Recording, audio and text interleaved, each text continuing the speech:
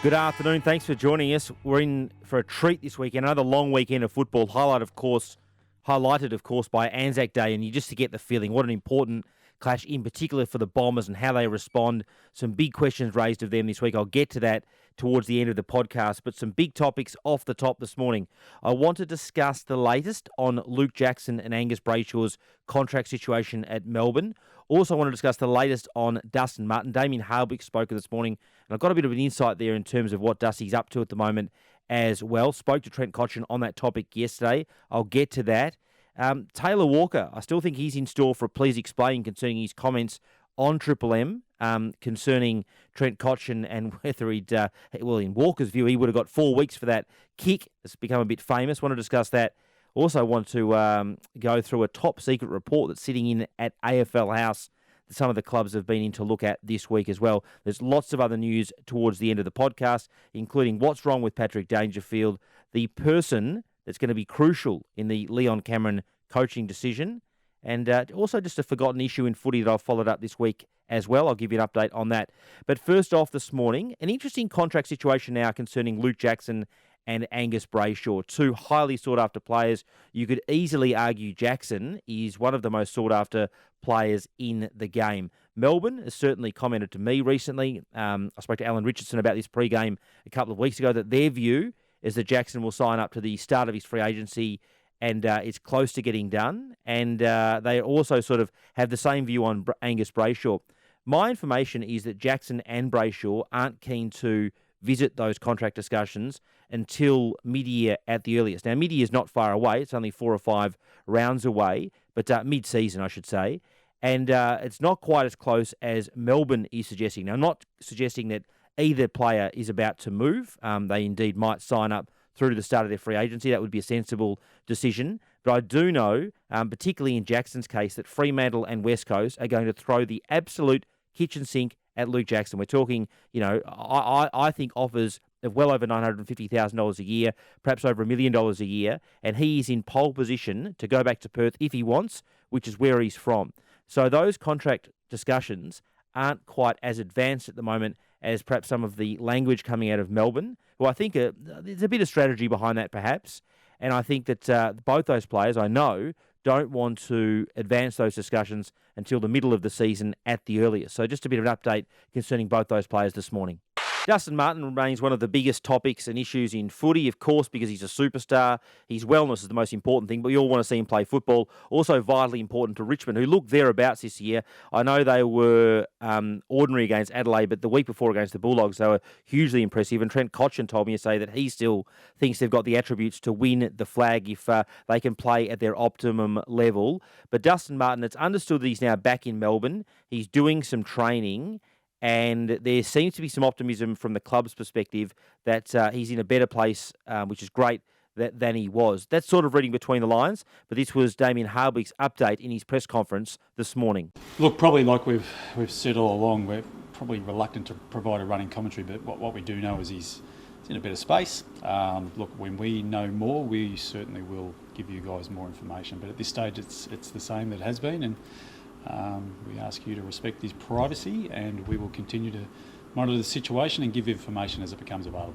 I also spoke to Trent Cotchin on this subject yesterday. Cotch informed me that he had been in contact by text with Dusty, which I think is a positive thing, because there was some, sources saying that there hadn't been a lot of contact between Dusty and indeed the club, but it's clear that Cotch has obviously been in touch. Dusty, in the course of those communications, hadn't elaborated on when and if he'd be back, but this is what Cotch had to tell me when I spoke to him one-on-one yesterday. Yeah, I think we're all reaching out consistently, and at the right time, Dusty will make that decision. Clearly, what he's been through is very traumatic. It looks a lot different to injuries that we face typically in AFL footy, and time will tell exactly what and where he gets to. As a football club, we'd love to have him back tomorrow. He's incredibly talented, but not just that, he's an incredible person to have around your footy club. So no doubt we're missing him, and we hope that does change in the very near future, but obviously we support him in whatever he needs. So I think it's fair to say there is some optimism that Dusty could be back at the club as soon as next week. It's not crystal clear. I've put that to Ralph Carr. He doesn't want to comment. He might speak to me on record, his manager, next week. The one thing I do understand, though, is that Dustin still has to, I'm told, go back to New Zealand and attend to some of his dad's personal effects and matters over there. So when that's planned, that's not clear, but that could affect the timing. But still think Dusty has to go back to New Zealand at some stage this year to attend to that, and that could be in the short term, which could affect when he comes back to the Tigers. But that's the latest concerning one of the game's biggest superstars this afternoon. Taylor Walker told Triple M on Tuesday morning or Monday morning that in his view he'd get 4 weeks if he did something similar to what Koch did, which was found to be intentional, that kick on Saturday night over in Adelaide. I do think that Taylor Walker will get a please explain from the AFL in regards to those comments. Again, reading between the lines, speaking to sources there, I think they've taken a pretty disappointing view of those comments, and I think Taylor will get a please explain. On the incident itself, I asked Trent Cotchin about what happened when I spoke with him one-on-one. Yeah, I think as I rolled, I was trying to protect myself, and I know that Tex has come out and made comments. He's entitled to his opinion. To be honest with you, standing here today, I've got bigger things to worry about than a comment around an action that happened on Saturday's game. My only point there on Koch's kick, I think he deserves the benefit of the doubt. He's obviously a very fair player. He's a Brownlow medalist. But if that was deemed intentional by the MRO, which it was, then I think it probably deserves a week. The issue there is that the scale, as soon as you talk about body contact and low impact, you quickly run into a fine under the scale. So I think for the Gardner incident last week and also the Koch one, they're not great looks for the game, and perhaps the MRO guidelines could be reviewed to take into account those types of incidents. If you get found guilty of a kick by the MRO, I think it's worth a week. Having said that, as Koch said there, he was basically trying to sort of fend it off himself as he rolled over. Take that as it may. That was Trent's explanation when I spoke to him one-on-one yesterday. The big weekend of footy, what I'll try and do here is to whip through some ones that have come across my desk, and I'll try and do it in brief because I want to keep today's podcast pretty tight. Patrick Dangerfield, I revealed last night, he's got a corked calf danger. It's Geelong's main session tomorrow. They'll see how it pulls up post that to see if he needs a rest. Cork calves can turn into tears because there's a lot of blood there. It explains in part why Danger, I think, was best on ground against the Bombers in round one, has had sub-20 touches 3 of the past 4 games. He's been playing injured. Chris Scott alluded to that post-game on Monday afternoon. I've checked with the Saints this morning. Obviously, they'll miss Zach Jones, there was hope that he'd come back tomorrow night from his personal leave. Obviously, Jones and Campbell both won't play under COVID protocols, but they aren't missing any more players, which is good under protocol. So I've checked with them on their COVID situation this morning. A couple of interesting ones for mine at St Kilda at the moment. Brett Ratton's out of contract at the end of the year, doing a magnificent job at the moment. I would have thought, and this is there's a bit of an inference in all this, but I would have thought that if they keep winning games and performing like this around the middle of the year, they'd have to visit whether they give Rats an extra 1 or 2 years just to take a little bit of pressure off him, because he's doing a great job at the moment. I guess the onus is on them to keep performing and winning. Another interesting one for St Kilda from a trade perspective, in my view, is whether they get involved in Jordan De Goey. I think De Goey wants to start and contract discussions with the Pies and stay at the Pies. But, just looking at St Kilda, if they threw the kitchen sink at De Goey, he's the sort of player that could turn them from a contender into a serious contender for the flag, in my view, in the next couple of years. The Giants, going to be intriguing to see how they perform with Toby Green back tomorrow night. There's obviously significant pressure on Leon Cameron as coach. He's out of contract at the end of the year. He's spoken about that and conceded as much on record.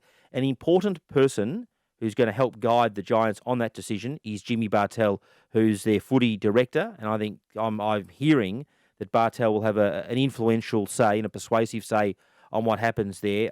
It's pretty obvious. The Giants need to start winning games, and I think there's every chance they could start. They perform well in Canberra tomorrow night, so that's going to be a massive Friday night game. The latest from Geelong, I mentioned Patrick Dangerfield. Daisy Pearce, I reported this on Sunday, and I think it's an interesting story. Daisy's currently weighing up whether she plays on with Melbourne, obviously waiting on information at the moment regarding the start of the season, which for AFLW is expected to be in August. Geelong's hopeful that she'll sign up as a coach under an AFL initiative where the AFL help fund part of that, and those 2-year contracts can be performed over the course of 3 years. So to cut a long story short, Daisy, as my understanding, could go to Melbourne, play out her career in the final season there starting August, and still take up Geelong's offer on that coaching position. The AFL will release their approval list of those coaching positions, I think, post-Anzac Day early next week. So that story will develop no doubt, next week. But I think Daisy will have that option, and Geelong still hope she'll certainly take it up. Just some news from the Bombers. Dyson Heppel spoke yesterday. I love what he said regarding sportsmanship. There's been some focus this week on the Bombers and their reaction post their loss, how some of the players were shaking hands and smiling. I like what Dyson Heppel said. He said, well, I'm not going to give up on sportsmanship, basically. That's just good manners post-game, and it doesn't impact their performance. Just on field, I had a whisper yesterday, and I've got some news that Michael Hurley, he's still battling a slightly funny calf, but he's only a matter of weeks away from returning, which would be a triumphant return given the infection, life-threatening one that he had in that hip. So hopefully that becomes a good story for the Bombers in the next 2, 3, 4 weeks. It'll just depend on how his calf progresses. And just a final one that's been on my radar for a little while now, that's a bit of a forgotten issue in footy, is the illicit drugs policy. The AFL committed to a review of the IDP at the end of 2019, just because of COVID constraints and capacity and the fact that the AFL was more focused on keeping the game going than, reviewing some policies. That review got parked. There was some hope that that would be part of the negotiations regarding the new collective bargaining agreement, but it's not going to be. So that review is still sort of sitting on the sidelines, and it's not clear when that's going to be taken up again. But I think that there'll be some discussion surrounding that, and I'll follow that up in the next couple of months because I think it's an important review. It was important back in 2019, and I think the Players Association and the AFL will turn their attention to someone getting that review underway in the last couple of months. It's no one's fault because obviously of COVID, but I think it's an important review. It was acknowledged by the AFL as much back in 2019 because they committed to the review, but it just hasn't officially started. It's been parked during COVID, and I think we'll get some more impetus and momentum over the next couple of months. That concludes a very big news day. I'll be back tomorrow with more. There's lots of clubs speaking today. I'm continuing to chase up lots of stories. Thanks so much for joining us on the podcast today. Triple M racks football. I'll be back tomorrow ahead of a massive weekend of football. Thanks very much.